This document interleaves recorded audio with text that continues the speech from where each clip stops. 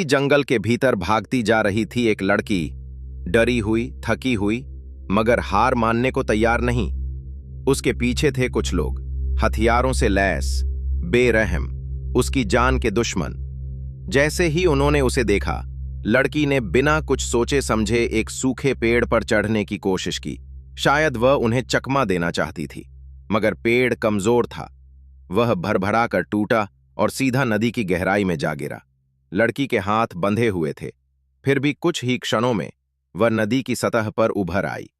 शायद जिंदा रहने की उसकी जिद ने उसे ऊपर खींच लिया था।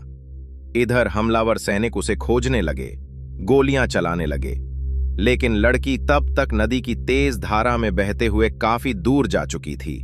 वो लोग जब उसे पकड़ नहीं पाए तो गुस्से में आकर उसके एक दोस्त की जान ले ली, एक निर्दोष की बलि। इधर लड़की बहती चली जा रही थी।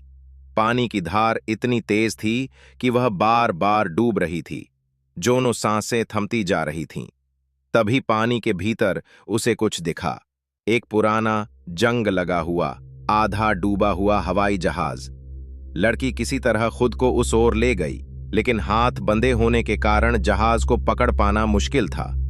कई कोशिशों के बाद वो प्लेन के पंख को पकड़ने में सफल हुई और उस पर लटक गई।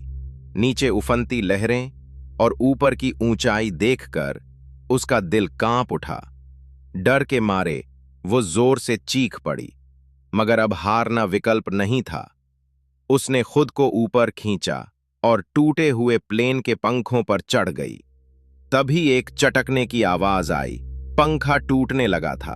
वह झटपट दौड़कर प्लेन के अंदर कूद पड़ी।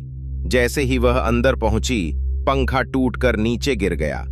प्लेन के अंदर कुछ पल के लिए उसे राहत मिली, मगर वो भी अधूरी थी। प्लेन टूटा हुआ था और बारिश का पानी भीतर आ रहा था। उसके हाथ अब भी बंधे थे, मगर उसने किसी नुकीली चीज से रस्सी को काट डाला और अपने हाथ आजाद कर लिए। तभी उसकी नजर प्लेन के एक हिस्से पर पड़ी जो अब मुड़ चुका था। वह तेजी से उस ओर दौड़ी और उस टूटे हुए हिस्से से नीचे उतर गई। अब वह प्लेन के भीतरी ढांचे को देख रही थी। सब कुछ बेहद जर्जर और कमजोर हो चुका था। अचानक उसकी निगाह एक कोने में पड़े एक पैराशूट पर पड़ी। यही उसका